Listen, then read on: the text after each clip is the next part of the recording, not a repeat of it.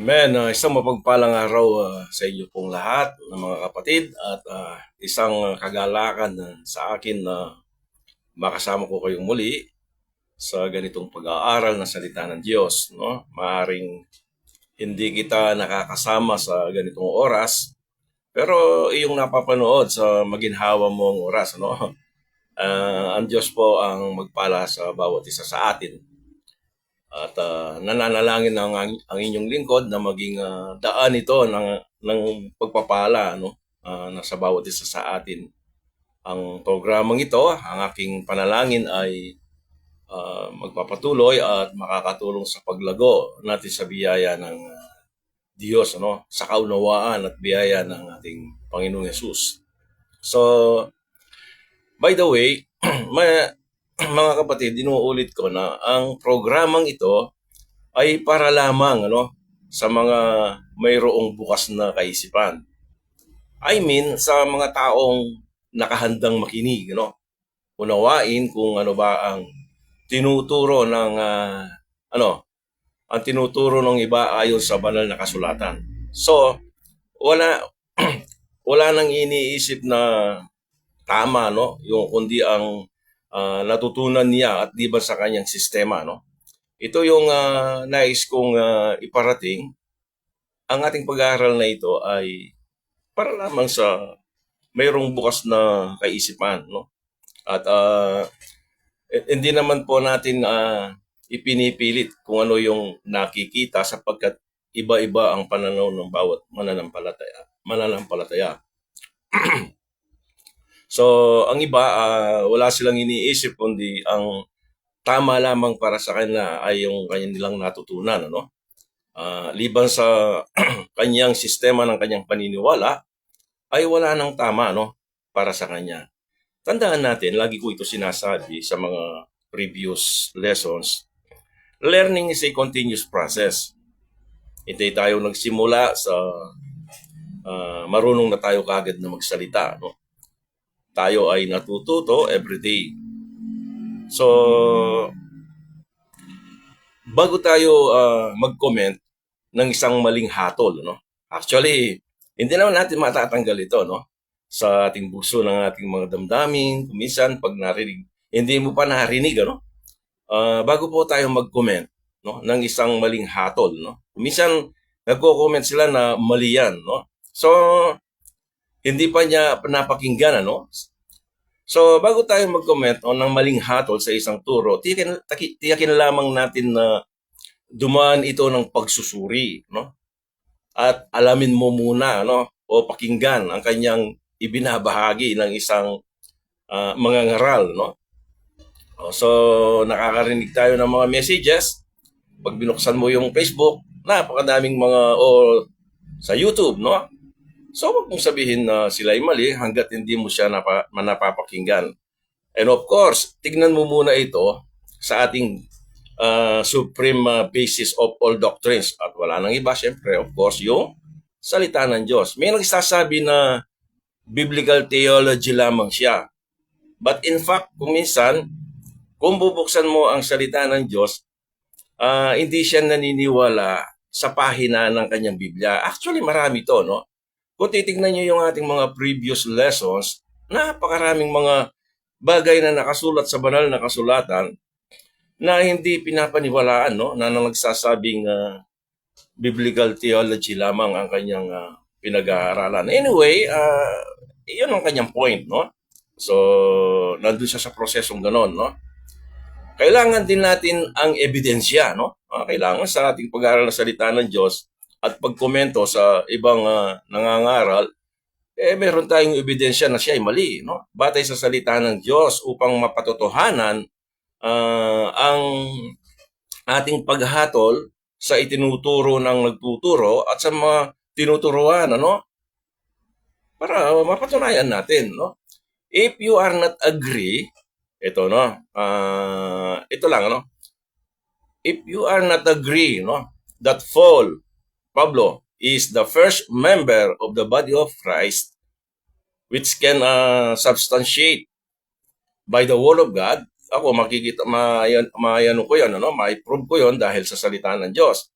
that Paul is the member of the body of Christ, the church, no? At hindi ka naniniwala sa sinasabi ng iyong Biblia according to Ephesians chapter 3 verses 1 to 9, no?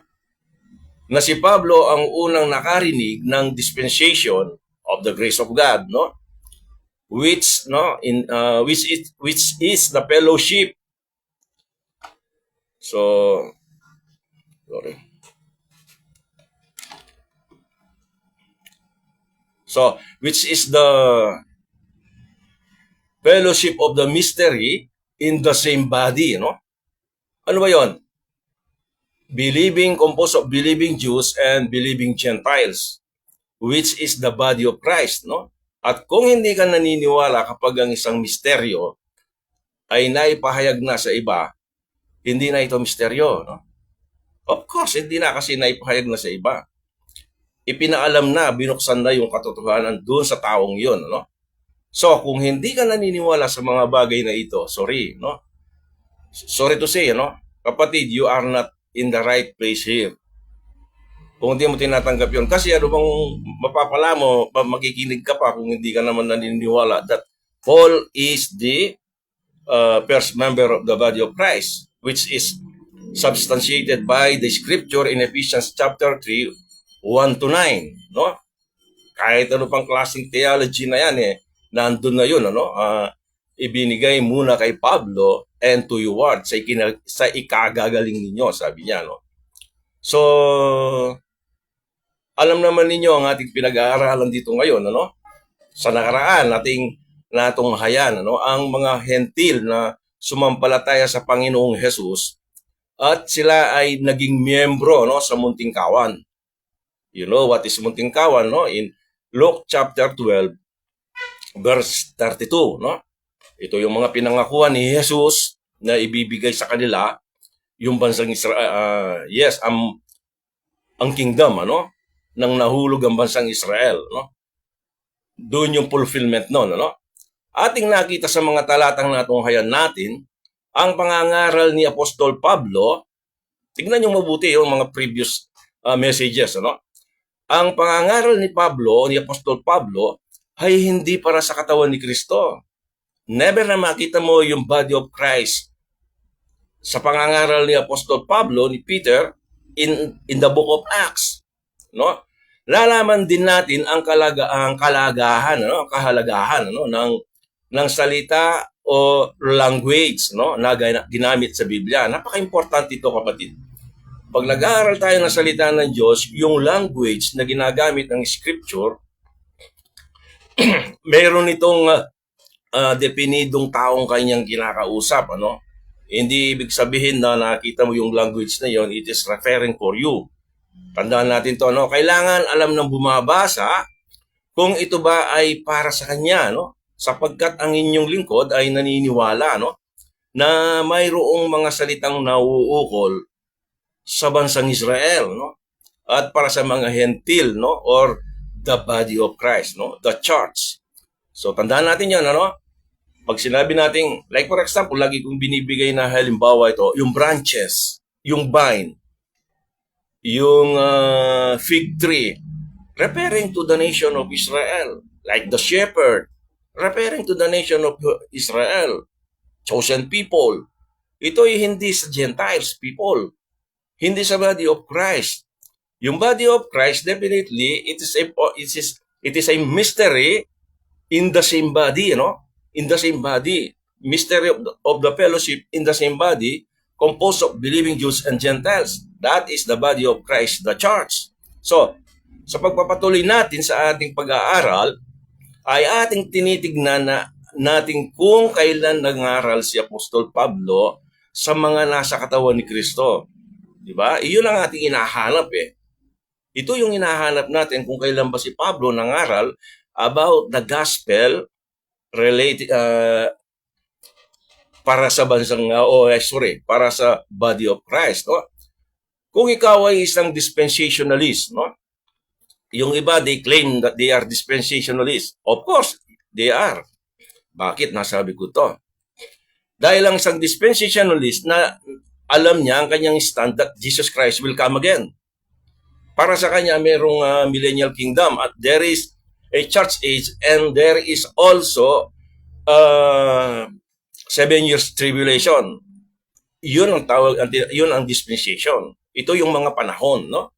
So, if you are sasabihin ng iba, pero yung iba hindi nila naiintindihan kung ano ang ibig sabihin ng dispensation, no?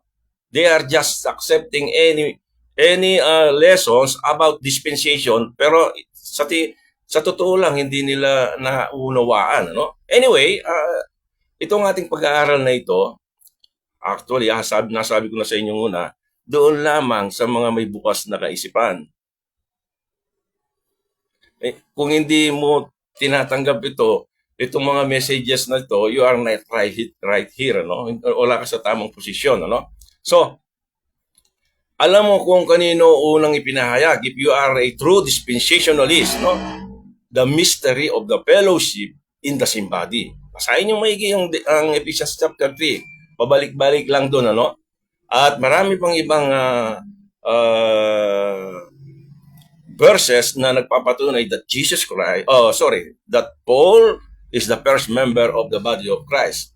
So, yung in the same body, as I said a while ago, referring to the body of Christ, the church. Tandaan, ang Biblia ay walang tuwirang panahon, no?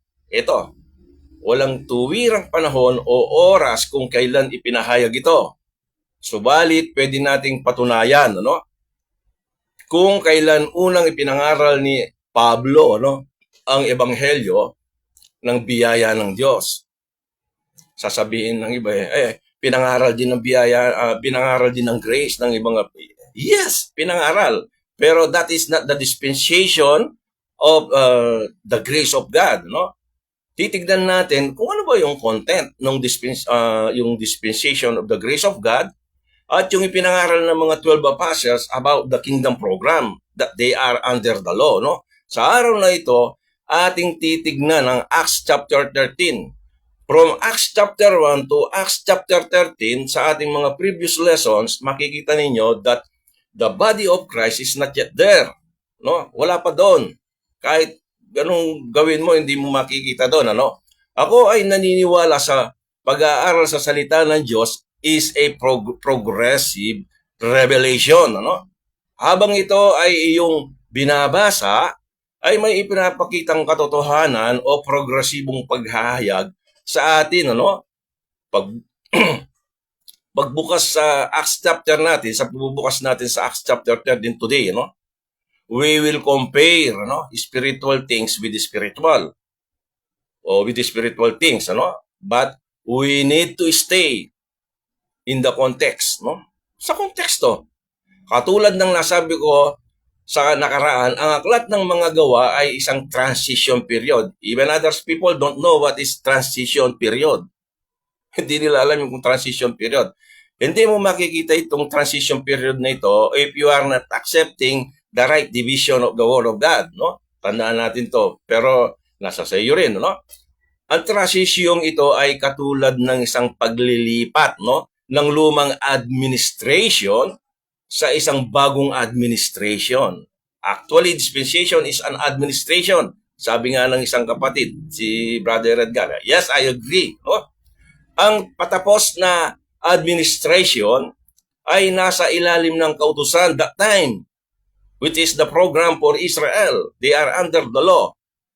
Ang administrasyon na yon is patapos. Na? Actually, they are postponed. Na? Ang parating na administration pagkatapos nun ay nasa ilalim ng biyaya. Nasa ilalim ng biyaya. Maraming hindi nakakaalam tungkol sa bagay na ito. Kaya naghalo, no, ang kanilang pananaw. Parang ano ito? Iniisip ko kanina habang ginagawa natin ito, parang yung promise ng Pampanga at Pangasinan, no? Ang pagitan nila, parang transition yung Pampanga, ng Pangasinan, ang Tarlac. Naghalo, ano, ang salita nila doon. Naghalo. Tinitignan ko nga kung ano yung language ng mga taga-Tarlac. Hindi katulad ng Bulacan, Tagalog. Pero yung Tarlac, may Tagalog, may mostly Panggalato, no? And Kapampangan, no? So there is a transition between Pangasinan and Pampanga, which is Tarlac. So ganun yung nais ko lang just an illustration. Itong pangyayari sa Book of Acts, there is a transition period. Those who are under the law and under grace, no? Kaya hindi mo masabing on that time, during that time, na nandun na yung body of Christ. No? So ngayon, tingnan natin, there's a transition period. Balikan natin ang Acts chapter 13, ating tandaan ang pagkikitungo ng Diyos in time past. In time past, sa nakaraan, ano, they were under the law. No? At dumating ang panahon, but now, actually, nagpa-prepare ako ng isang messages about God's timeline to understand para maintindihan natin, ano, kasi ito yung first time kong ginawang mensahe about the gospel the God's timeline. So I will make it in one nutshell, ano, isang hindi ko na gagawing part 1, part 2, part 3. Gagawin ko na isang part 1 lang, ano. So dumating ang panahon, but now sila ay nasa ilalim na ng biyaya. After the time passed, but now, sabi nga ni Pablo yun sa mga taga-Ephesians chapter 2. So, doon mo yung reference doon. So, Acts chapter 13 verse 1. So, ating umpisahan ngayon. No? Verse 1. Now there were in the church that was at Antioch. Hopefully, na sana mayroon tayong mga, kahit papano, mayroon tayong naisusulat. Ano? At hindi nyo na balikan itong messages na ito para makuha lang ninyo yung mga talata, ano? And suriin ninyo pagkatapos nating nag-aral, ano? Very important ito, no? In Acts chapter 13 verse 1, now there were in the church that was at Antioch certain prophets and teachers. Ano yon? Prophets and teachers. As Barnabas and Simeon, that was called Niger, no? And Lucius of Cyrene, and Manaen, no? Which had been brought up with Herod the Tetrarch, no? And Saul, no? The name of Paul that time is Saul, no? Magiging ano lang ito, dito mag-change ang Pablo, no? Kung iyong papansinin ang mga taong ito, ay mga propeta, no, at guro. Nakita niyo yung binasa natin kanina? There are apostles and teachers, no? Sila ay tumanggap ng mga kaloob ng Espiritu, no? Santo, no? They receive gifts, no? Sila ay mayroon silang prophesying, no? Teaching, no? Sa palagay ba natin, sila ay membro ng body of Christ? Ito yung tanong ko, no? Titingnan natin ito. Ito yung tanong ko. Pag natapos natin itong pag-aaral na ito, malalaman ninyo, no? Alam ko na mayroon kayong makikita rito na something, no? Na maring alam na ninyo o maring ito'y kagugula natin din, no? So, hindi ba nararapat lamang, no? Na mayroon ding tayong mga kaloob sa panahong ito as part of the body of Christ? Kung ang body of Christ during those days, nanduruan na yung mga prophets na yon, dapat mayroon din tayo, no? But sabi nung scripture is already ceased. Yes, kailan? Kailan sila huminto? Nang dumating ang body of Christ. Nang dumating. So, wag muna nating ibibigay, no? Dahan-dahan lang natin, no? So, kung ang body of Christ ay nandun na yon, sa panahon na yon, nang nandun na yung mga apostles na sinasabi rito, na certain prophets and teachers as Barnabas, dapat sana, ngayon ding panahon na to, mayroon pa yon, no? As part of the body of Christ. Hindi ba nararapat? Of course, dapat mayroon din tayo. Kung ang body of Christ ay existing, ang body of Christ ay nagsimula na. Isipin natin ito, no? Isipin natin ito. So, ang titignan natin dito, ang mga taong ito ay special people. They are special, no? And limited group of people, no? Sila yung mga sila yung maliit na kawan. Yun ang mga little flock. Out of the mainstream of the population of Israel, there are meron pong little flock o meron pong munting kawan, no? During the days of our Lord Jesus Christ na sila ay nanampalataya at they follow Christ during His days. Sila yung mga little flock. Ang sabi ng Panginoon, ipinangako sa kanila, ibibigay sa kanila yung kingdom, no? Luke chapter 12 verse 32, makikita nyo yun, ano? So sana mahalista nyo. Iyon ang mga little flock, no?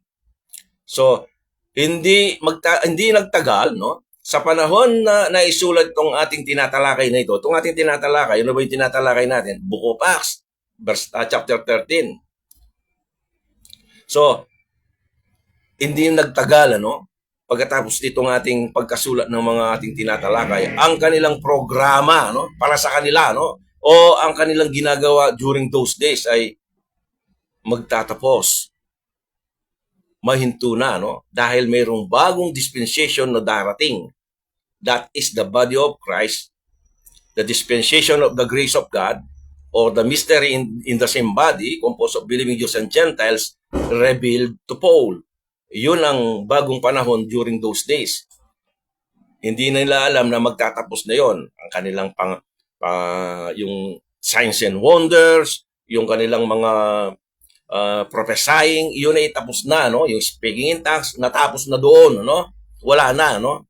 Dahil nung ang body of Christ totally revealed, no? Kay Paul. So in verse 2, basahin natin, as they ministered to the Lord and fasted, no? The Holy Ghost said, separate me Barnabas, no? We are in Acts chapter 13, verse 2 na tayo, no? Verse 2. As they ministered to the Lord and fasted, the Holy Ghost said, separate me Barnabas and Saul. Iwalay nyo si Barnabas at si Saul para sa akin, no? Or for the work, sabi niya, for the work whereunto I have called them. So, ihiwalay ninyo si Barnabas, si Saul, no? Si Saul, para sa isang gawain na ibibigay ko sa kanila. So, Barnabas, the little flocker. Siya yung little flocker. At si Pablo na isang pariseo. That time, he is a Pharisee. No? na bautismo sa ilalim ng kanilang programa. Paul, he was baptized, no? Under the program of the kingdom program. Siya na bautismo. Tandaan natin, kung nasundan lang ninyo yung ating mga messages, madali nating kasi itong ating pinag-aralan may connection sa mga previous lessons, no? Kaya it is a progressive, no? Kaya kung bigla kang darating sa ating pag-aaral ng ganito, yung iba paputol-putol tapos magko-comment dun sa anyway, kapatid, ako yung natutuwa, no? Nasisiyahan dahil pag nag-comment, meron akong ideya kung ano ating tatalakayin, no? Para makita ko rin, no? It is a gauge, no? It's a gauge, no? So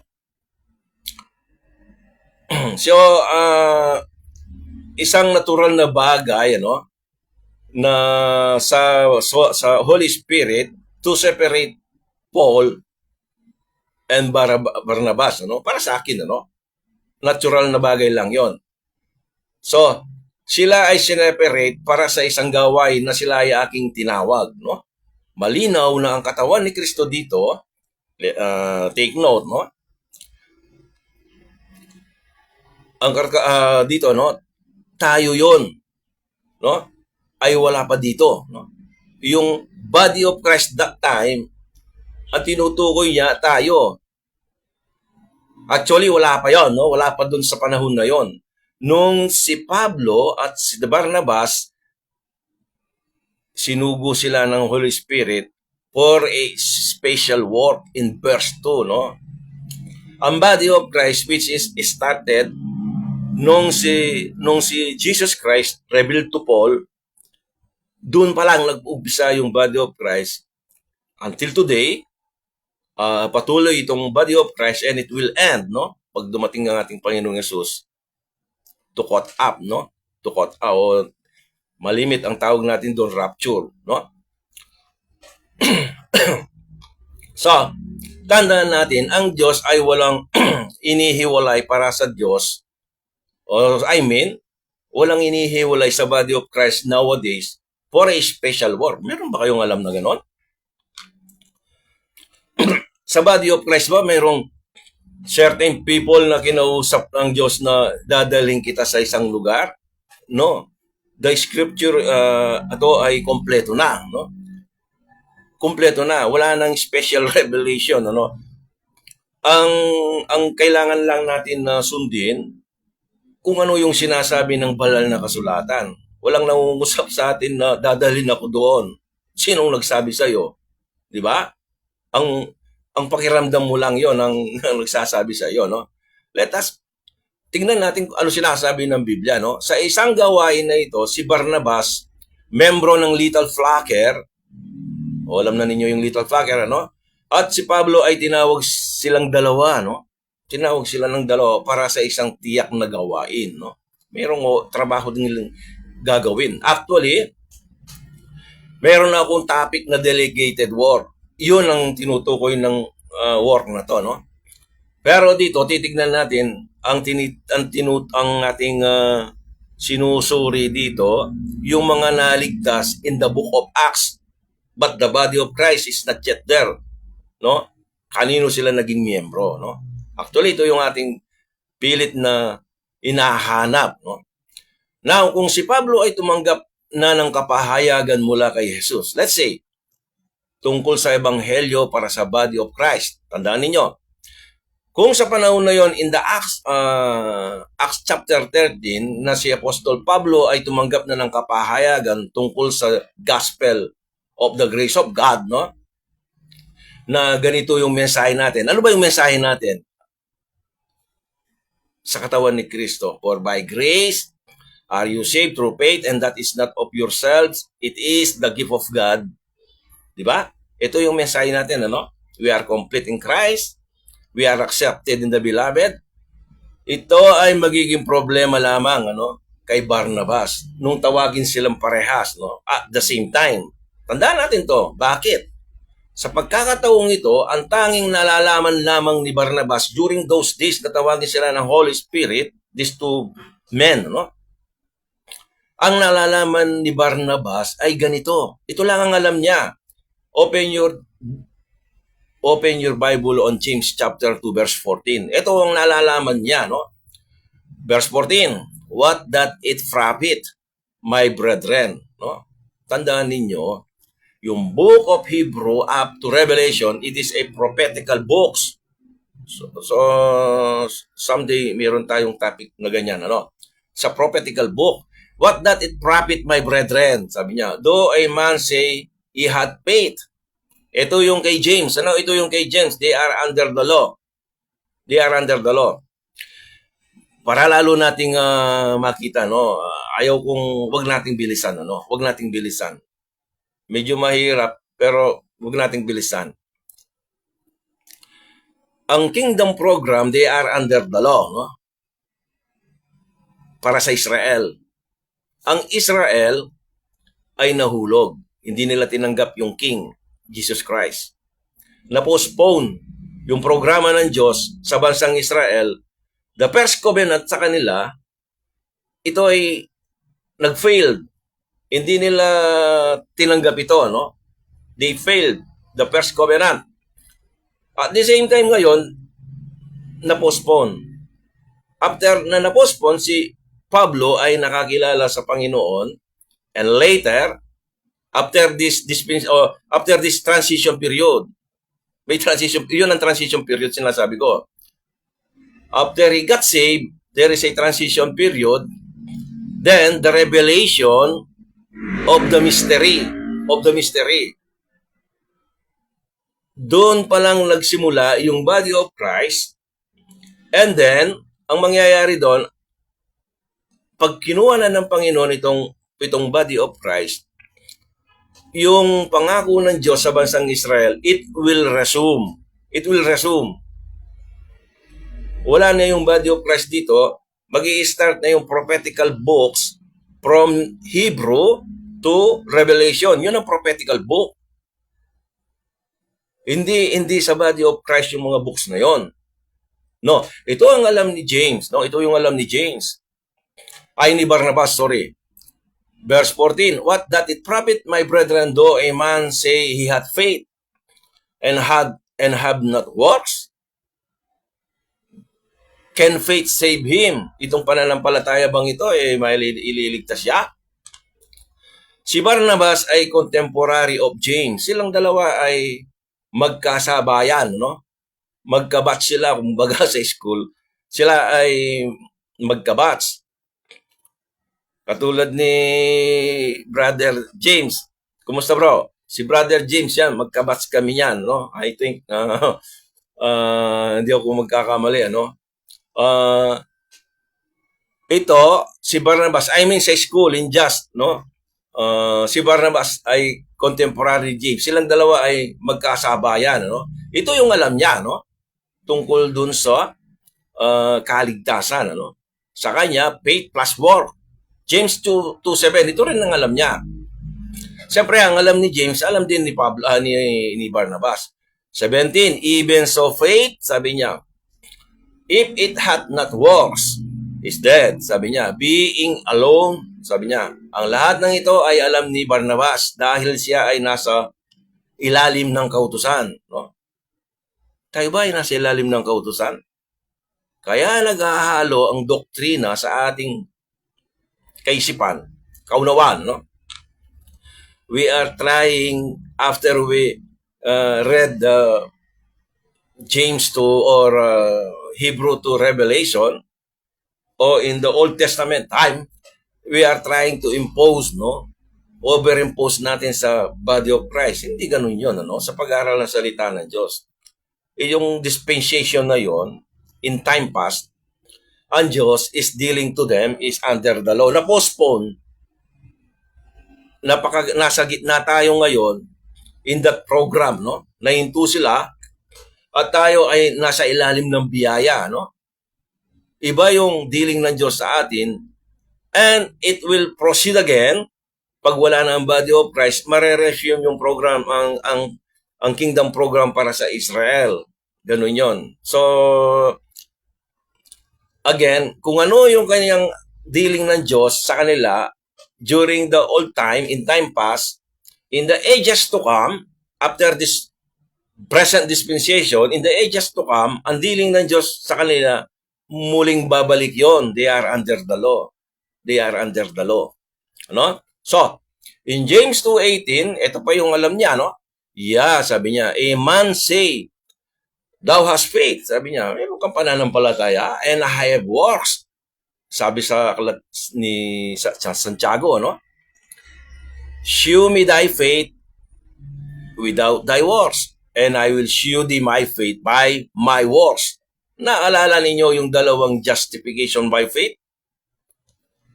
Para sa circumcision and true faith for the uncircumcisions. There are two justification mentioned in Scripture in Galatians chapter 3. Romans chapter 3. Somewhere in Romans chapter 3. Yung justification by faith and justification through faith. No? Dalawa yun. Yung by faith, kailangan yung meron kang ebidensya na ikaw ay sumampalataya. No? That is war. No? Ito yung kanila, no? In James. Ito yung sa kanila. Yung true faith, it is by grace yun. Kaya nga, for by grace I receive through faith.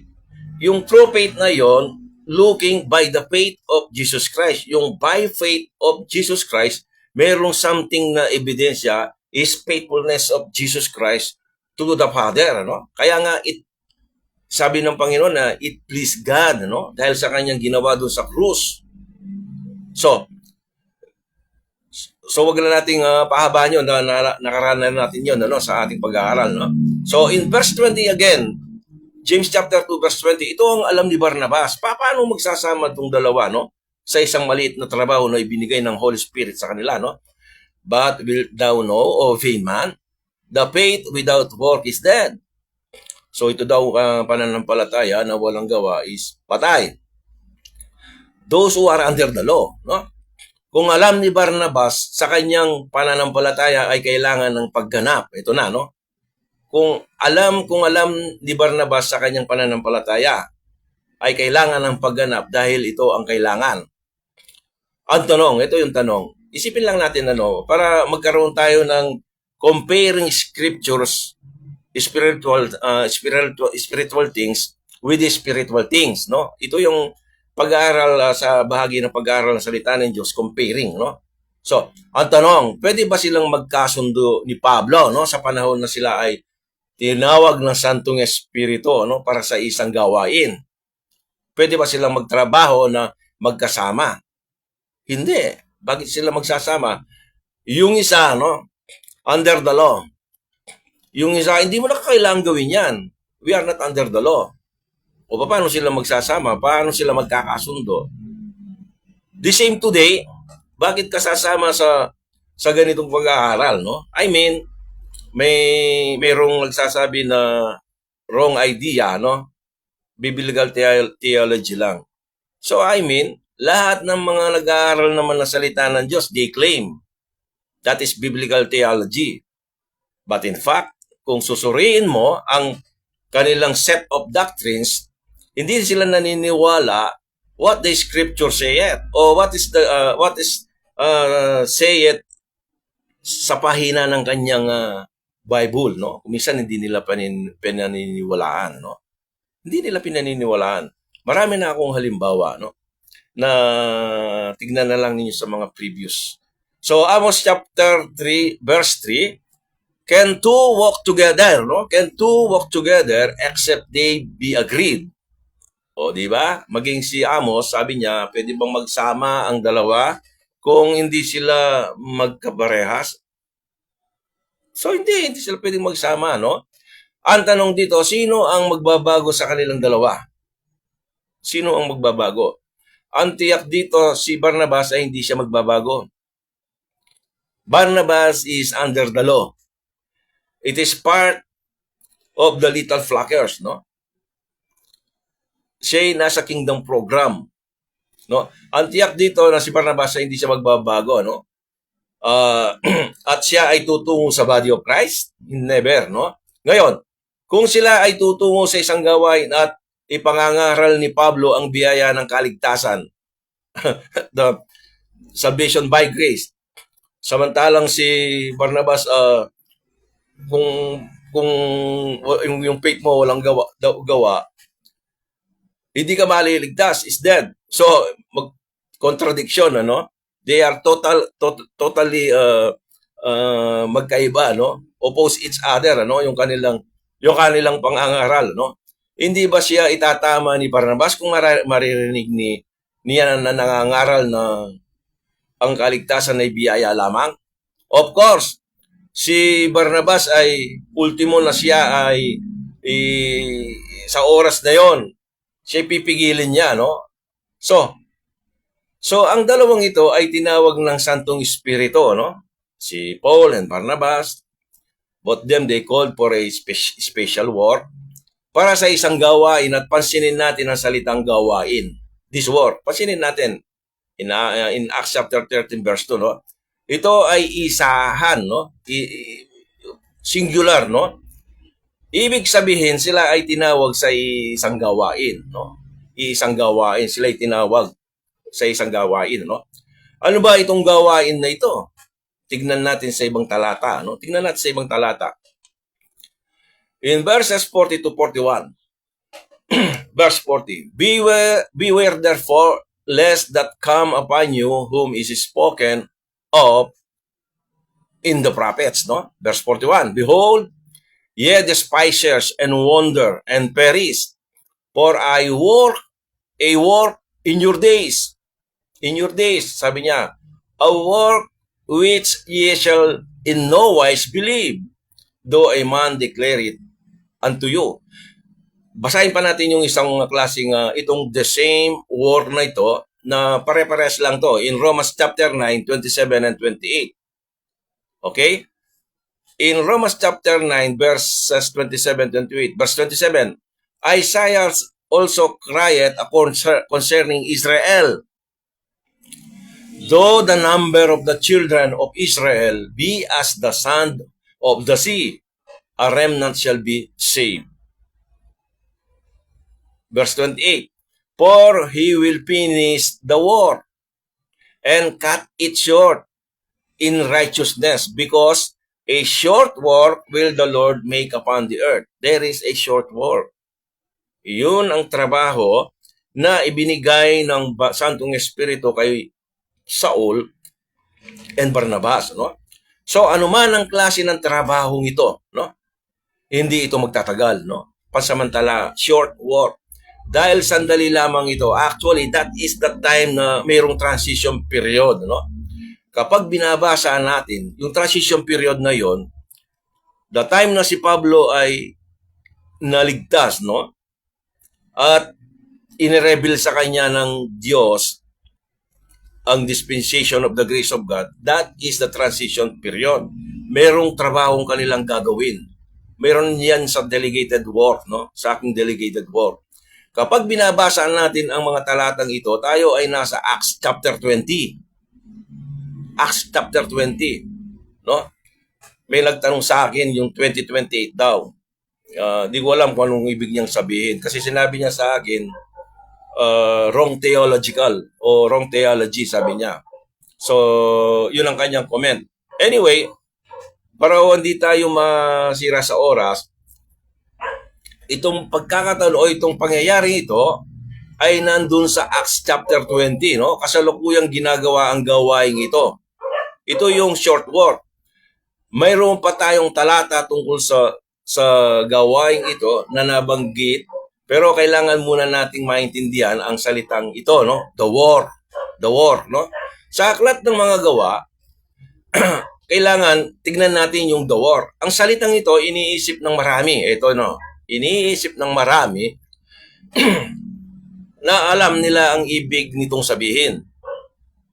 Kasi kung hindi natin sinasaliksik yung banal na kasulatan, or even na sinasaliksik natin, katulad ko, katulad ninyo rin, ano? Kung minsan yung nakita natin yung the war, hindi masyadong binibigyan ng pansin, ano? Pero bigyan natin pansin yun. Actually, pinansin ko na ito nung sa aking topic ng delegated war. So, sa aklat ng mga gawa, no, ang salitang ito, iniisip ng marami na alam nila ang ibig nitong sabihin. Marami din tao na ang salitang ito ay binigyan ng kahulugan na hindi pa nangyayari. What I mean, sa panahon na yon, no, na hindi pa nangyayari, ay binigyan nila ng kahulugan sa mga panahon na yon. At dito, mayroon ng kahulugan para sa kanila na nangyari sa panahon na yon, no? Katulad ng John chapter 1 verse 17, no? For the law was given by Moses, no? But grace and truth came by Jesus Christ. Pag nakita niyo yung the word grace, wag naman nating ipatong, no? That grace, and we will superimpose doon sa panahon natin na yun na yung dispensation of grace. Yun ang panahon ng biyaya. No. Ang biyaya, you can find in the Old Testament hanggang sa huling panahon, no? Yung biyaya ng Diyos ay hindi nawawala. No? Hindi nawawala. And yung grace na sinasabi, but grace and truth came by Jesus Christ. So dito, ang salitang grace is not the dispensation of grace, no? Nor it is not for by grace are you saved through faith. And that is not of yourself, it is the gift of God. Hindi yon. Hindi yon. Iba yung mensahe ng dispensation of grace na ni-reveal ni Jesus Christ kay Apostol Paul, no? Iba yun, ano? In Acts chapter 4, verses 30-33. So, ano ba yung, sa ano ba ang pinupuntahan natin? Ano ba yung layunin ng pag-aaral natin na series na ito in the Book of Acts. Tinitignan natin yung mga Gentiles people na proselytes, no, na naligtas, at kanino ba sila naging bahagi, no? They being part o member of the body of Christ o in the kingdom program o sa mga little flockers. Yun ang ating tinitignan, ano? Malalaman lang natin yon, mapuprove lang natin yon doon sa mga ipinangaral na kanilang ebanghelyong kanilang tinanggap. Di ba? Doon natin i-base. Hindi yung pag narinig natin yung grace, pinangaral ni Peter yung grace, hindi narinig nila yung grace, hindi siya nangaral ng about dispensation of the grace of God, no? Dahil hindi in-reveal kay Peter yung dispensation of grace. So, verse 32. So, sabi niya, and the multitude of them that believed were of one heart and of one soul. Neither said any of them that all of the things which he possessed was his own, no? But they had all things in common. Verse 33, take note. And with great power gave the apostles, no, witness of the resurrection of the Lord Jesus, no? And great grace was upon them all. So, ano to? Ito ang kauna-unahang pagkakataon, no, na ginamit ang salitang grace sa aklat ng mga gawa. This is the first time mentioned in the book of Acts. Ang inyong lingkod ay naniniwala sa pag-aaral sa salita ng Diyos sa principle of first mention. Yung saan ba unang sinabi ang salitang ito, kailangan tignan mo kung ano ang sinasabi doon. And KJV o meron siyang ang tawag dito, meron siyang dictionary, no, with itself, no? So makikita mo kung anong ibig sabihin doon sa first time na nabanggit ang talata o yung salita, no? Sa talatang 33, ang salitang grace dito ay may connection. Saan ang connection ng grace na yon? Sa ipinagkaloob sa kanila ang kapangyarihan, no? Ipinagkaloob sa kanila yung kapangyarihan na maging witness, no, sa muling pagkabuhay, no? Hindi tinutukoy ng talatang ito ang patungkol sa dispensation of the grace. Dalawang bagay ang ating makikita dito, yung great grace and great power, no? Great grace, ano yon? Anong binibigay nito? Anong nagagawa? Produces great power, no? At wala ito sa dispensation of grace. Wala ito, no? Verse 33, and with great power, sabi niya, gave the apostles witness, ano, of the resurrection of the Lord Jesus, no? And great grace, no?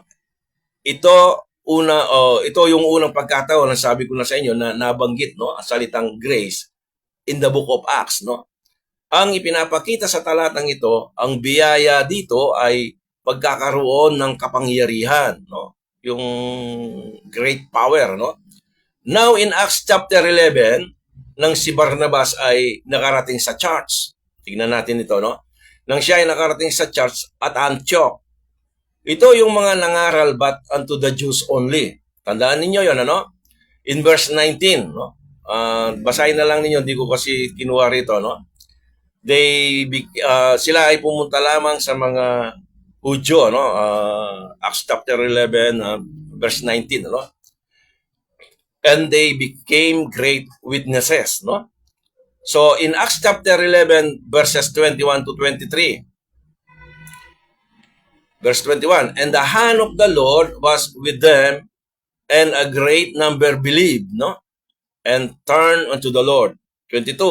Then tidings of these things came unto the ears of the church, which was in Jerusalem, no? And they sent forth Barnabas that he should go as far as Antioch. Verse 23. Who, when he came and had seen the grace of God, see, ito, dito na naman yung word na grace of God, no? Was glad, no? And exhorted them all that with purpose of heart they would cleave unto the Lord. Take note. that with purpose of heart, they would cleave unto the Lord. Now, nakita mo yung grace of God. Ang marami, ang ipapatong nila kaagad in the body of Christ. No? So, silipin natin itong verse 23, no? Dahan-dahan lang tayo, no? Ang salitang grace of God, no, sa talatang 23, madalas it was misunderstood, no?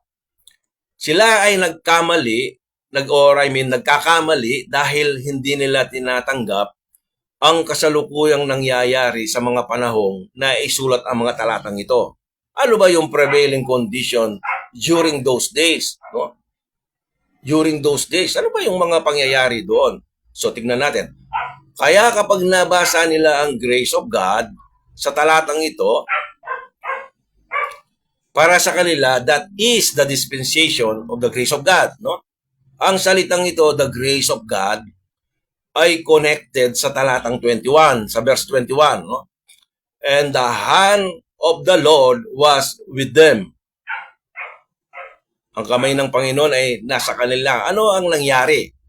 Ang dakilang kapangyarihan nilang taglay ay dahil ang kamay ng Diyos ay nasa kanila. Dahil sa kapangyarihan ito na nakikita ng mga tao, maraming bilang ang sumampalataya. Now, in 23 and 24, so hanapin, sana nakatuon kayo sa ating hinahanap, ano? Who when he came and had seen the grace of God, no? Nandirito na yung, actually, tandaan ninyo yung pag binabasa niyo yung Word of God, mayroon talagang progressive, no? Ng paghahayag, no? Dito, parang palapit ng palapit, no? Yung biyaya ng kaligtasan, no? But dito, kanina grace lang. Ngayon, lumalabas na grace of God, no? Pero hindi ibig sabihin, this is the message of the dispensation of the grace of God, no? And sabi niya, who when he came and had seen the grace of God was glad and exhorted them all that with purpose of heart, take note, they would cleave unto the Lord.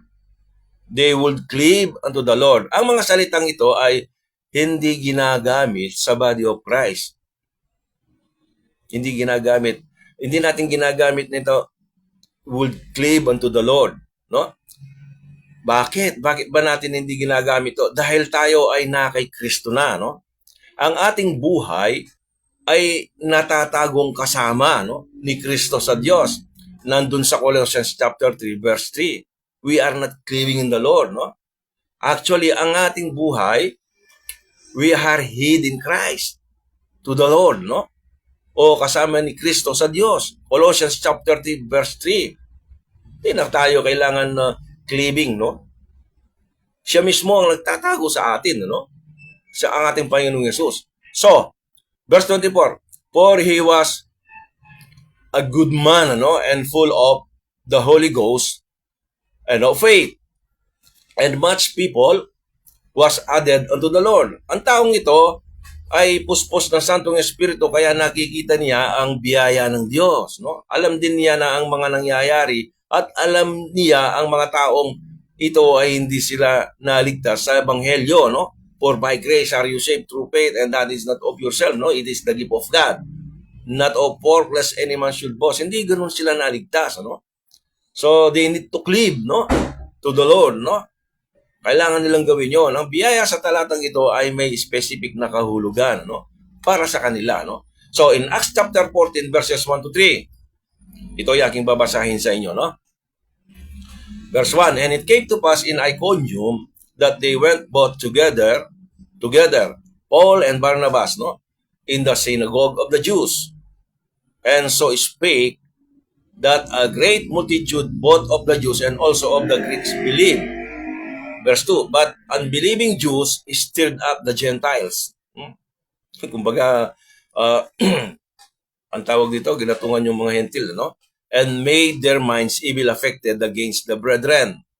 Verse 3, long time therefore abode they speaking boldly in the Lord, which gave testimony, unto the word of his grace, and granted signs and wonders to be done by their hands. O ito, silipin natin yung verse 3, no? Itong word of His grace or salita ng kanyang biyaya, ano ang kanyang ibinibigay? Nagbigay ng patutuo, no? Sa kanila ng pinagkalooban, ano? Sila'y pinagkalooban ng makagawa ng mga tanda at himala, no? Sa kanilang mga kamay. You see that? Granted signs and wonders to be done by their hands sa kanilang ginagawa, no? In those days, no? So, pagkatapos ba naligtas ang isang tao ngayon? Let's see.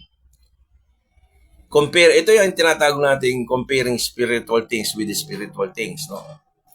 Pagkatapos ba naligtas ang isang tao in this present day, no? Sa panahon natin ngayon, ipinagkakaloob ba ang mga signs and wonders sa mga nananampalataya? Sasabihin natin, ang alam natin, hindi na kasi nag-cease na eh. Yes, nag-cease na. Kailan nag-cease? Kailangan din natin alamin yun, di ba? It was cease when the dispensation of the grace of God ay nandito na. But during those days, si Pablo kasamang nangangaral, hindi pa nag-cease. Still ongoing, no? Ang gawain na yon during the short war na ipinagkalob sa kanila ni Barnabas at ni Pablo. Dahil hindi sila magkakasundo. Kung si Pablo, ang kanyang ipinangangaral, for by grace are you saved. Ito naman, not by work.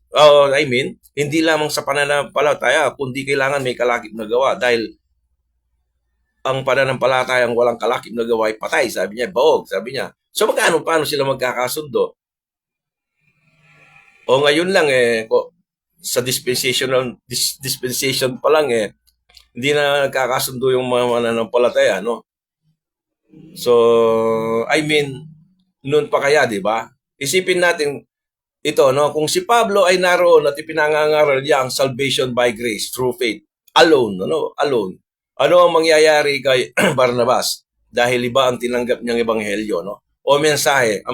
At ang mensahe ito tungkol sa saan? Gospel of the grace of God ay hindi niya ito narinig, no? Sa mga 12 apostles. Hindi niya narinig ito. Actually, ang pangangaral ng 12 is preparation, for the kingdom of God, no? Or for the kingdom, for the kingdom program, no? Iyon ang pinangangaral ng 12 apostles, no? Magkakasundo ba sila? Of course, hindi. Hindi ka magkakasundo. Hindi pwedeng magkasundo. Even today, hindi ka magiging masaya, no? Kung hindi kayo one accord, no? Dahil magkaiba yung hindi kayo po pwedeng magtrabaho at the same time, no? Iba yung iba yung nakikita. Pero pwede kayong magsama at yung harmony ba? Wala, no? I'm sure silang dalawa ay may parehong ebanghelyo. That time, nang tawagin ng Santong Espiritu si Saul and Barnabas, they have unity in one spirit, no? They have unity. Dahil parehas sila. So, sa Acts chapter 18, makikita natin dito si Apollos, nandito si Apollos, no? Siya ay nangangaral pagkatapos niyang natutunan the way of God, no? The way of God, more excellency kay Aquila and Priscilla. Saan sila natuto? Si Apollos. Naturoon sila ni Aquila and Priscilla. Itong mag-asawang ito ay mayroon silang bisita, no? Dahil magkapareho ang kanilang trabaho. Sino ba yon? Alam niyo? Pagkatapos na tumigil si Pablo sa kanila at kanyang naturuan, no? Naturuan sila ni Paul, si Priscilla and Aquila, no? Sila'y tent maker ba? Tanging ang alam lamang niya ay ang mag-asawang ito ay pumunta kay Apollos, no? Kay Apollos. By the way, sila pala ay pumunta kay Apollos. Nang siya ay pumunta, ang mag-asawang ito ay pumunta kay Apollos, tanging ang alam lamang niya, ni Apollos, no? Ay ang bautismo ni Juan. Makikita mo sa Acts chapter 19. Alam ni Apollos, yung nalalaman lang niya yung bautismo ni Juan. So, ang mag-asawang ito ay kanilang ibinahagi ang natutunan nila mula kay Apostol Pablo. Siyempre, natutunan ni Priscilla and Aquila tungkol sa paraan ng Diyos higit na kahusayan. Saan ba natin mababasa yon? Nalimutan ko lang. Anyway, you can search, no? Nasa Book of Acts, kung hindi ako nagkakamali, nasa 11, no? Katulad ng sinabi ko kanina, tanging nalalaman ni Apollos ay ang bautismo ni John, no? Ngayon, sa kanyang kaunawaan, siya ba ay pumunta sa bautismo ni John? At pagkatapos ang ipapangaral niya, for by grace are you saved through faith, and that is not of yourself, it is the gift of God. Ito ba ang natutunan ni Apollos kay Priscilla and Aquila? Ito ba yung natutunan niya? Tignan natin ang Acts chapter 18 verse 27, ano? Verse 27. And when he was disposed to pass into Achaia, the brethren wrote, exhorting the disciples to receive him, who, when he was come, helped them much which had believed through grace. Tandaan natin, ang biyaya sa mga taong ito ay hindi katulad ng ibig sabihin nito sa ating panahon. So sa ating patuloy na pag-aaral sa salita ng Diyos, kailangan nating intindihin, ano, na mayroong progressive revelation. Paano natulungan ni Apollos, no, ang mga nagsisampalataya, no, sa pamamagitan ng biyaya? Sa pamamagitan ng biyaya. So 28. For he mightily convinced the Jews, and that publicly. Ano yung ipinakita niya? Showing by the scriptures that Jesus was Christ. Anong klaseng mensahe ito? Showing by the scriptures that Jesus was Christ. Malinaw na sa talatang ito, si Apollos ay natutunan niya ang bautismo ni John, no? Ang bautismo ni John upang ipangaral niya that Jesus was the Christ. Yun ang kanyang ipinangaral, no? Ang tanong ko, ito ba ang iyong tinanggap na ebanghelyo ng iyong kaligtasan, no? Ngayon, ano? This grace is not the grace which you accepted.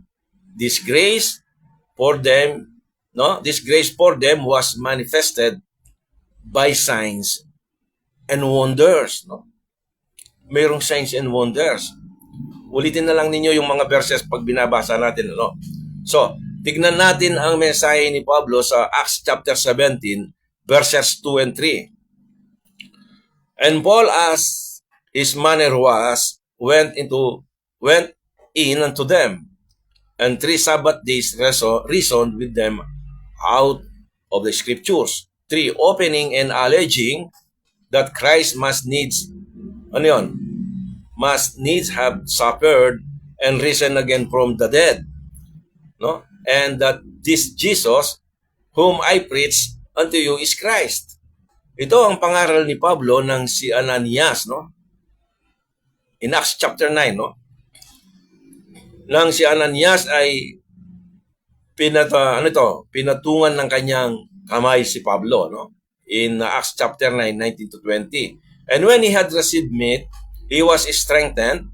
Then was Saul certain days with the disciples which were at Damascus. Verse 20, and straightway he preached Christ.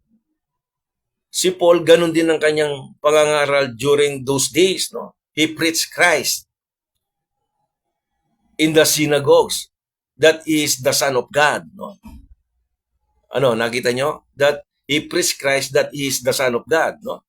Ito yung unang itinalagang gawain nang hiniwalay sila ng Santong Espiritu kasama si Barnabas, no? That is the Son of God, no? Ito yung Gospel of God, no? In Romans chapter 1, verse 1 to 4. That Christ is the Son of God, proved or declared by the power of His resurrection. Yun ang ebanghelyo na ipinangangaral nila first nung siya ay nakakilala sa Panginoon, to the Jew first. Kaya sila ay pumupunta sa mga synagogues, no? ang pinangangaralan nila doon yung mga Hudyo. But somewhere in kasi yung mga little flock, yun din ang ipinangangaral nila. Somewhere in Judea and in Thessalonica, there are some Gentiles there na sila ay nanampalataya din, no? Sa ebanghelyong yon. Kaya sila ay naging bahagi sa little flockers, no? So they belong to the gospel of the kingdom, no? So yun ang kasi dahil yung body of Christ is not yet there, no? So ang kanyang pangangaral o nung sila'y tinawag nila ng Santong Espiritu, both Saul and Barnabas, preaching Christ in the synagogues, no? That is the Son of God, no? Ang ebanghelyong ito ay hindi ang ebanghelyong ating tinanggap, no? Hindi yan. Hindi yung ating ebanghelyo na ating tinanggap. Ngayon, ang tanong ko dito, is Paul preaching here good news? Si Paul, is preaching here good news about Christ? Or or the gospel. Good news is gospel. Gospel of Christ? Yes, no? Dahil ipinangaral ni Pablo ang tungkol sa death, burial, and resurrection of Jesus Christ. Even then, sa panahon na yon, no? Ipinangaral niya yung gospel of Christ, no? Pag sinabi natin yung good news about Christ, no? Ngayon, ang tanong ko sa inyo, kailan unang lumitaw? Ito, tingnan nga ninyo. Kailan ba unang lumitaw, no? Sa inyong Biblia, the gospel of Christ. Kailan ba unang lumitaw? No? Inom lang tayo, no?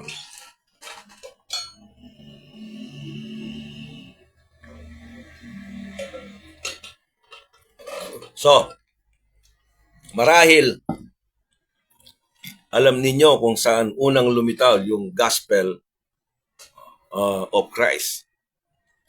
Nalalaman niyo ba yung Romans 1:16? So, ito ba ang unang paglabas ng, it is the first mention in your scriptures, yung gospel of Christ? For I am not ashamed of the gospel of Christ ba yun? Nakakalagay doon, 1:16. Kung ito ang iyong sagot dahil ito ang sinasabi ng iyong Google, pag ginugel mo yung gospel of Christ, ipapakita niya yung Romans 1:16. Doon yung first mention, no? Ang alam ng Google, no? Kung naunawaan ninyo, no? Kung naunawaan mo yung tinatawag nating progressive revelation sa inyong Biblia, ayon sa mga expert, no? I mean, which is I agree, no? The first letter of Paul was First Thessalonians, ano? At doon yung first mention, yung gospel of Christ. Last time sa aking message, yung First Thessalonians and Second Thessalonians, there are the first letters na sinulat ni Pablo. At minensyon niya yung gospel of Christ. So, doon yung unang pagkabanggit ni Apostol Pablo chronologically. Ano lang yun, ano? It's a trick question, no? Chronologically, the first mention of the gospel of Christ is in 1 Thessalonians chapter 3, verse 2. Basahin ko, no? In verse 2, and Saint Timotheus, our brother, and minister of God, and our fellow laborer in the gospel of Christ, no? To establish you and comfort you concerning your faith. Then ang susunod kung saan ito makikita ay sa Galatians chapter 1 verse 7. Sana mayroon kayong Bible, no? Verse 7, which is not another, no? But there be some, itong sabi nila yung another gospel, no? Sabi niya rito, which is not another, no? But there be some that trouble you. Sabi niya, mayroong gustong manggulo, no, sa inyo, no? And would pervert the gospel of Christ, no? Galatians chapter 1 verse 7. Kung ating titignan ang reference nitong talatang ito, ay makikita natin sa Acts chapter 15. Acts chapter.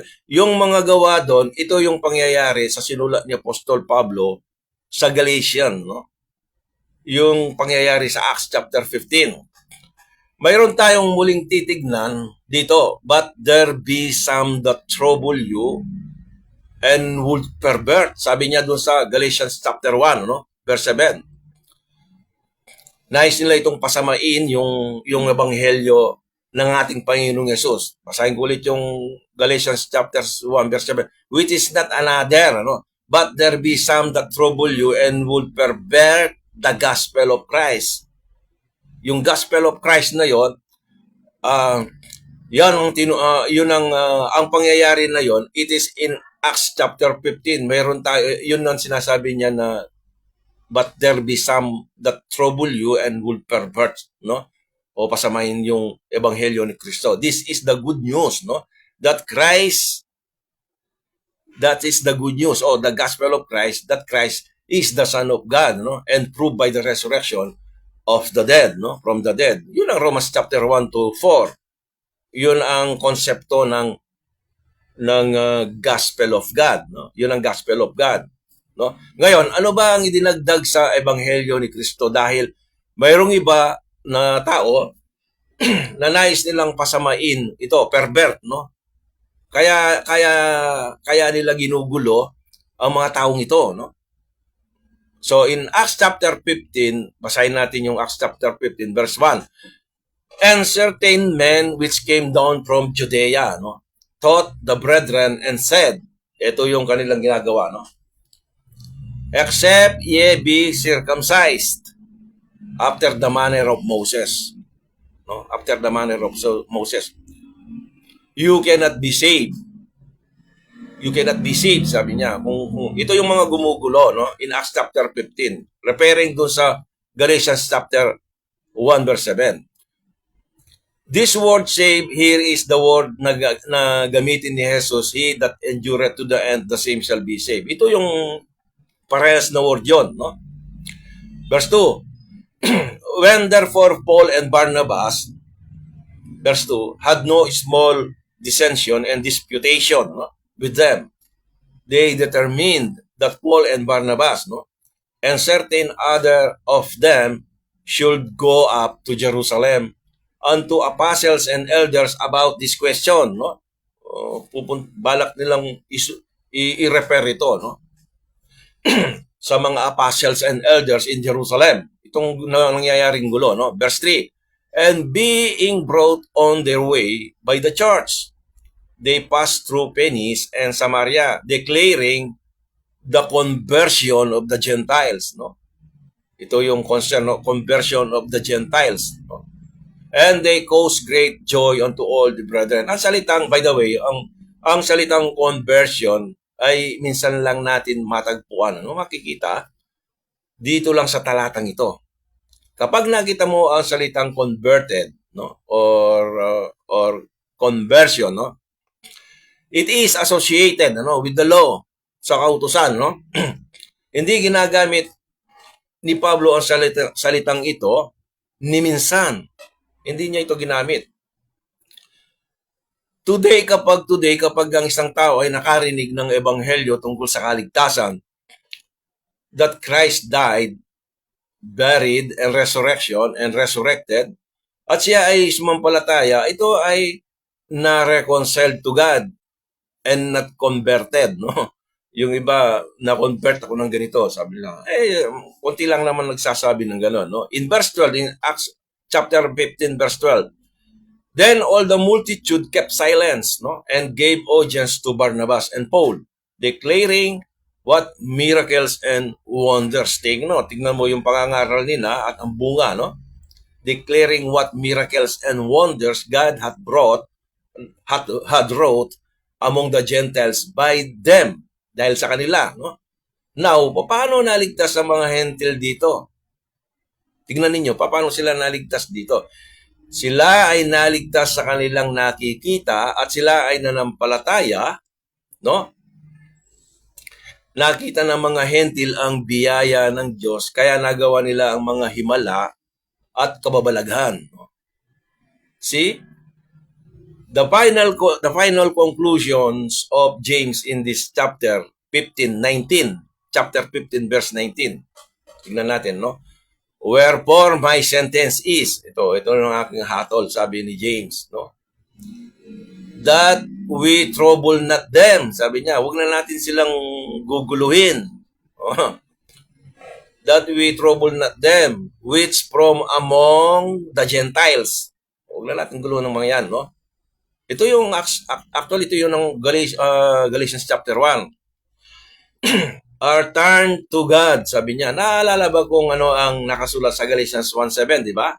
Which is not another, sabi niya. But there be some that trouble you and would pervert the gospel of Christ. That is the gospel of Christ.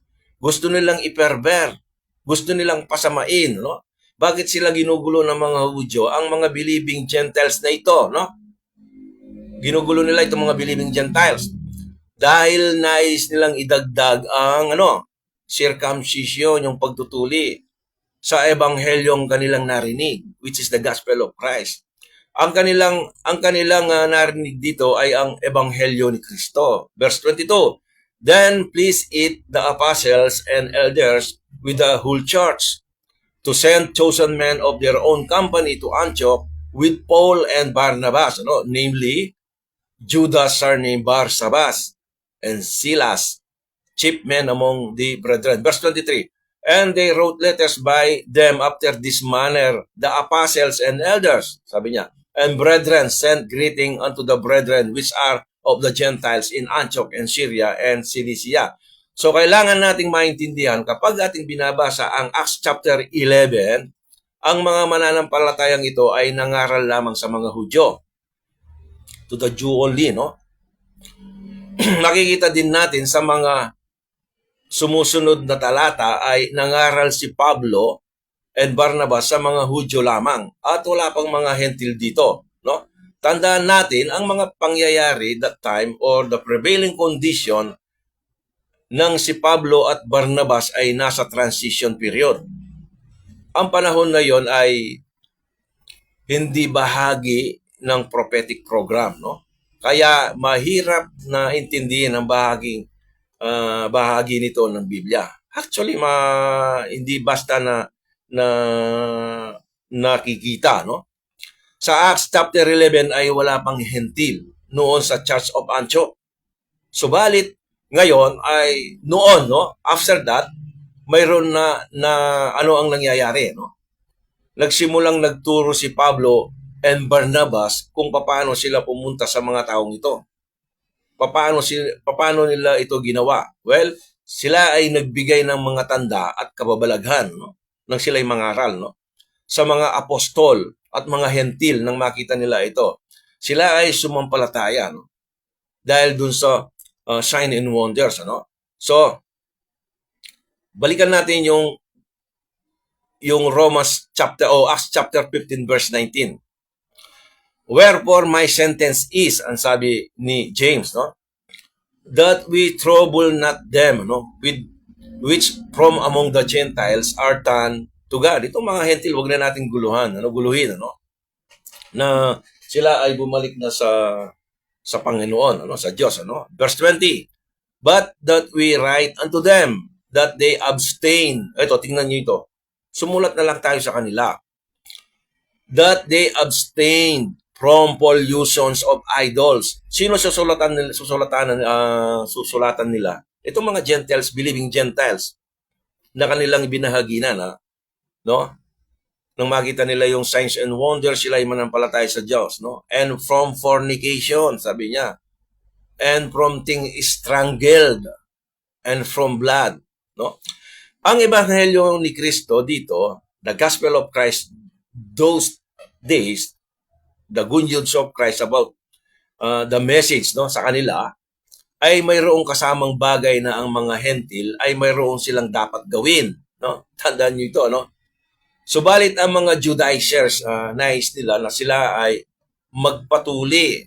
Yung mga Judaismo, no? Gusto nila yung mga nakakilalang Gentiles people, tuliin sila, yun ang customary nila,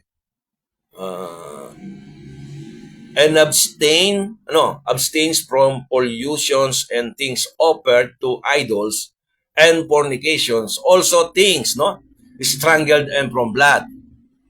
no? And from blood. Subalit hindi ito sapagkat kailangan silang magpatuli, no? Ah, so, yung hindi lamang sapat yun, no? Kundi kailangan din silang magpatuli. Yun ang gusto ng mga Judaizers. In Acts chapter 15, verses 20 to 24, basahin natin muli.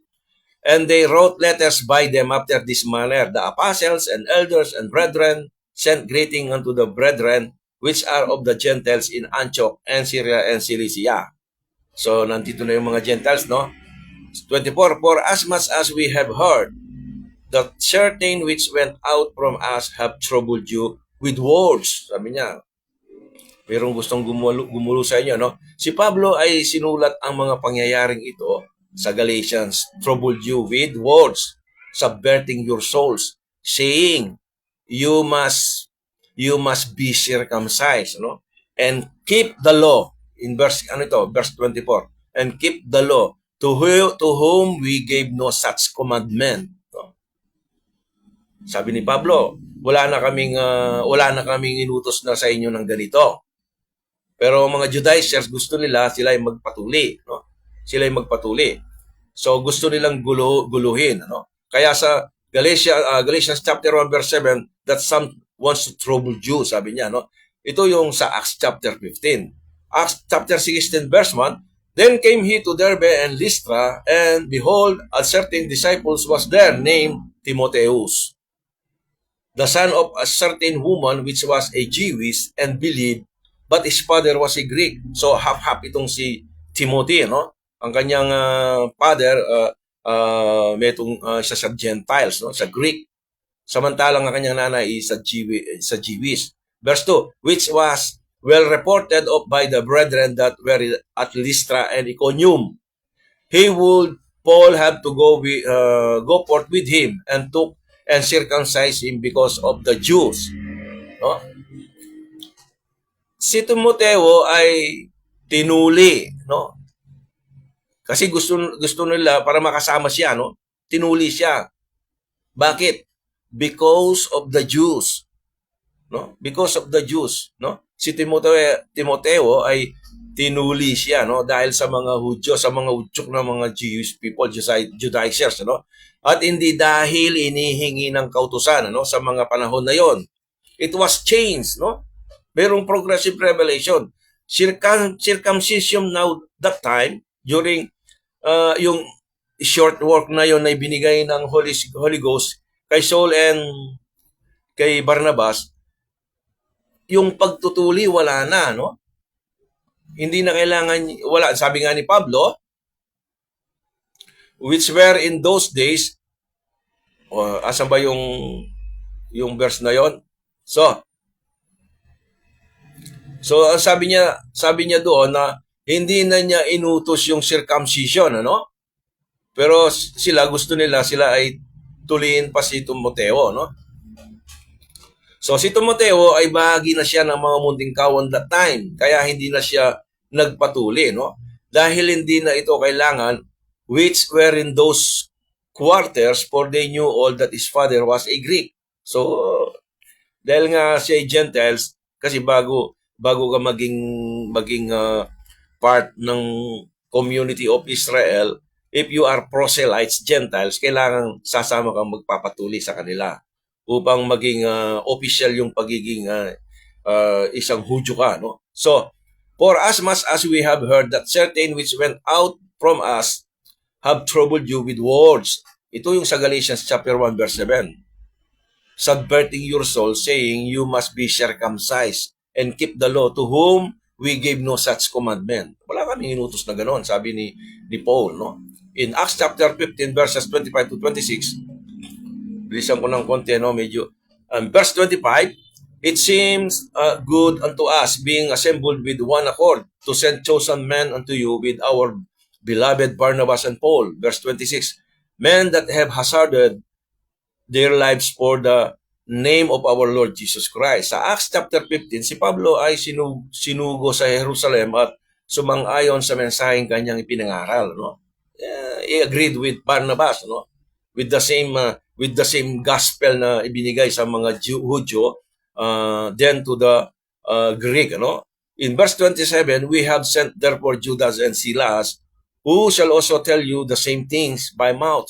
28, for it seemed good to the Holy Ghost and to lay upon you the greater burden than these necessary things. Sabi niya, ulitin ko, no?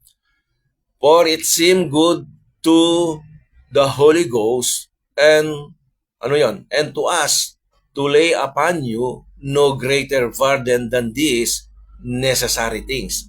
These necessary things, tandaan natin, na ito ay about the gospel of Christ. Kailangan yung necessary things, no? That ye abstain, verse 29, that ye abstain from meats offered to idols, no?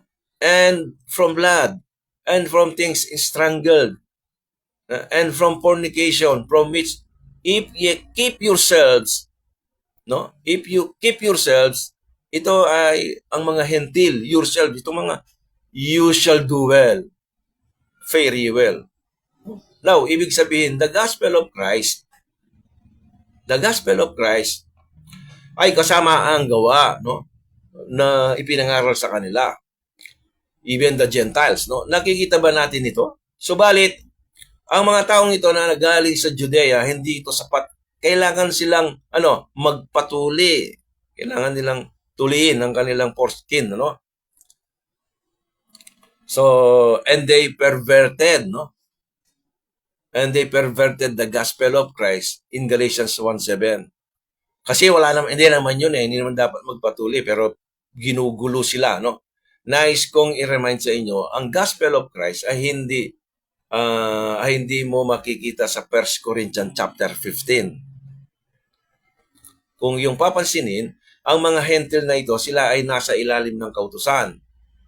They are proselytes, Gentiles, naging member ng body of Christ, no? So, sinusuguro ko sa inyo that they are not part of the body of Christ. Colossians chapter 2, verses 13 to 14, malapit na tayong matapos, kapatid mo. Verse 13, and you being dead in your sins and the uncircumcision of your flesh, hath he quickened together with him, having forgiven you all trespasses. So, lahat na tayo ay ang dealing ng Diyos sa atin. Tayo ay once and for all, na-forgive na yung ating mga kasalanan, ano? So, in the past, present, and future, ano? Tuloy yung verse 14. Blotting out, ano yon? The handwriting of ordinances, no? Ordinances. Blotting out the handwriting of ordinances that was against us, which was contrary to us, no? And took it out of the way. Saan niya dinala? Nailing it to the cross, nailing it to his cross. Kasama niya na ipinako lahat ng mga ordinances na yon, ano? Blotting out the handwriting, ano? Yung mga kautusan, ano, na nandun, ano? Ang nabasa natin na mga necessary things, yung kanina, sa Acts chapter 15, ay mga ordinances, no? Mga ordinansa. Sa puntong yon, in the progressive revelation of the Word of God, si Saul na naging Pablo sa Acts chapter 13 ay wala pang ideya, no, na ang mga bagay na ito ay naipako na sa krus, no? Wala pang idea that those things, it was only revealed to Paul in near future, no? Later on, lahat ng bagay na yon, it was nailed on the cross nung in-reveal ni Christ kay Paul, blotting out the handwriting of ordinances that was against us, sabi niya, which was contrary to us, and took it out of the way, nailing it to his cross. This is a further revelation that Paul received later on, no? At hindi ito pwedeng alisin during that prevailing condition, no? Hindi pwede, no? Tandaan natin that this gospel of Christ in Acts chapter 15 includes, no, these necessary things. Kailangan yun. Abstain, ano yun? Yung mga ipinagbabawal, yung fornication, di ba? Yung abstinence. Ang bottom line dito sa gospel of Christ, in the book of Acts, is not the gospel of your salvation today, no? Dahil nakahalo ang kautusan and the body of Christ is not under the law. Ang ating kaligtasan ngayon ay pananampalataya sa death, burial, and resurrection of Jesus Christ, no? At hindi kailangan ng mga necessary things na ito na na inilagay ng mga taong ito, no? Yung mga gumugulo, no? Sila yung mga gumugulo regarding ordinances, no? Yung pagtutuli, no? Ito na inilagay ng mga taong ito na nakita ba natin that this gospel of Christ was being perverted, no? By those who will trouble them, no? The gospel of Christ or the good news of Christ that we have now is not the same. Paano yung Romans chapter 1 verse 16? Yung kanina. For I am not ashamed of the gospel of Christ. For it is the power of God unto salvation to everyone that believeth, no? To the Jew first and also to the Greek. Ang ebanghelyong ito ni Kristo na binabanggit ni Pablo sa Aklat ng mga Gawa, no? Sa Aklat ng mga Gawa, no? Kanya itong pinapatunayan na si Jesus ay ang Kristo, no? At siya ay muling nabuhay at pinapatunayan ito ng banal na kasulatan, no? That is the gospel of Christ during the days na nangaral kasama niya si Saul sa mga Jewish people, no? Yung dahil mayroong isang maikling gawain na nais ipagawa ng ating Panginoong Jesus. Now, basahin natin ng Romans chapter 1, 2, and 3. I mean personal, pag-aralan ninyo, no?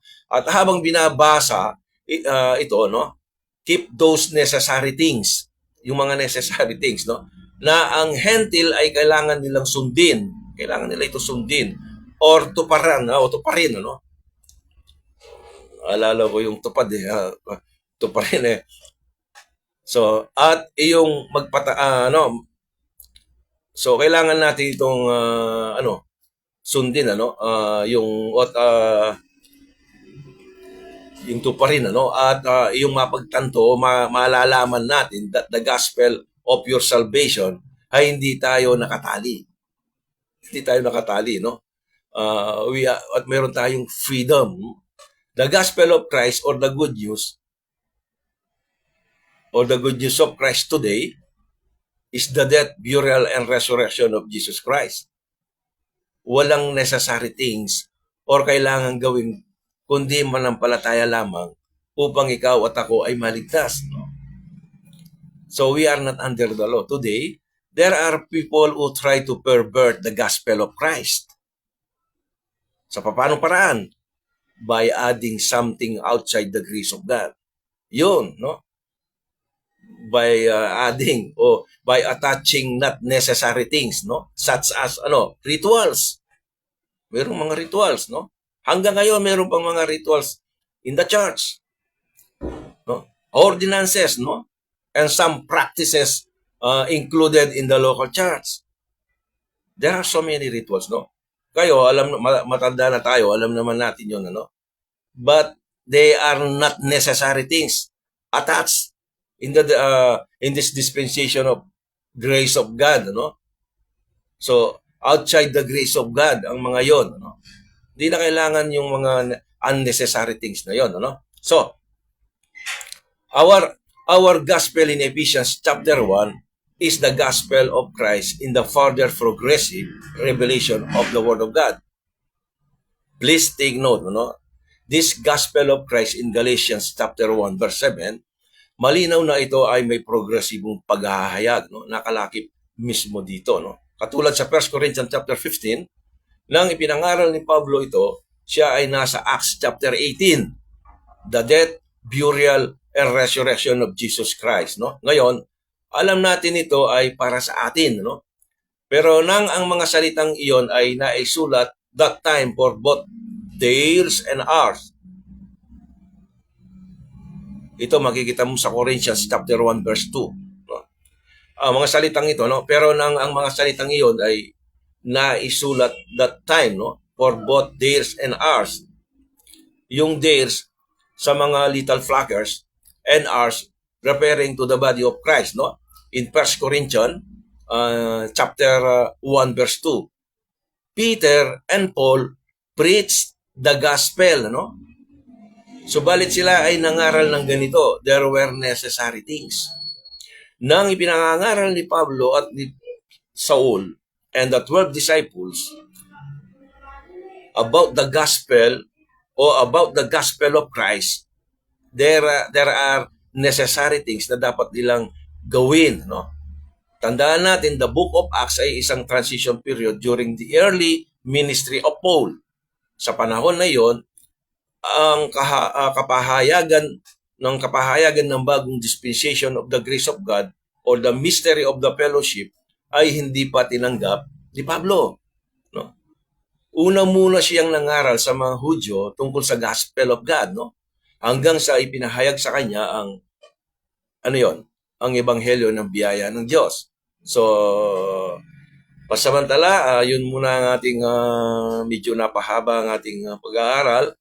Pero kung hindi tayo nakaabot dun sa una, I encourage you na ating ulitin at next time kung matapos ko yung gawin ko yung itong God's timeline sa isang session, I hope so na magawa ko at matapos ko. At kung hindi, itutuloy natin itong ating series, no, about yung gawain nito sa Book of Acts, no. So muli, pinasasalamatan ko ang bawat isa. Maraming salamat, kapatid, at sa inyong pagsama sa akin sa pag-aaral, at doon sa mga kapatid na hindi natin nakasama na makakarinig sa message na ito. Hopefully na magkakaroon tayo ng mga magbibigay ito ng kaunawan sa ating pag-aaral sa salita ng Diyos, no? So let me close in prayer. Lord, marami pong salamat sa muli sa pagkakataong ito na kami po ay nakapag-aral ng inyong mga salita, na alam po namin na ang iyong salita ay nais mong ito ay aming pag-aralan na may tamang paghati. At marami pong salamat sa bawat isa, sa aking mga kapatid na nakasama ko sa oras na ito. At alam ko na mayroong bagay na maaaring maging katanungan sa kanilang kaisipan. So but I pray, O God, na ikaw po ang patuloy na magbigay ng desire na upang ito ay kanilang saliksikin sa iyong mga salita, sapagkat lahat po ng aming katanungan ay nandyan sa inyong mga salita. At sa mga makikinig at makaririnig ng mensaheng ito, kung hindi pa po sila nakarinig about sa ebanghelyo na aming ipinangangaral ngayon, yung kamatayan at pagkalibing at muling pagkabuhay ng aming Panginoong Yesus, kung siya ay sasampalataya, siya ay maliligtas. Maraming pong salamat sa kaligtasan ipinagkaloob po sa amin dahil sa biyayang ito na aming tinanggap sa aming mga buhay. So muli po, ito po ang aking pinasasalamatan at hiling sa tanging pangalan lamang ng aming Panginoong Yesus. Amen, no? So maraming salamat, kapatid, si Brother Emerson. Bro, thank you sa patuloy mong pakikinig, pakisama, maging si Brother Ed at si Sister Beck at ang aking kaibigan matalik, si Engineer Pelino, no? Sumang, no? So ganun din si Pastor Pons. Nandito pala si Pastor Pons, no? Thank you po, Pastor. At okay, I hope next time magkikita po tayong muli, magsasama tayong muli sa pagkakatong pag-aaral ng salita ng Diyos. At bye for now, and to God be the glory.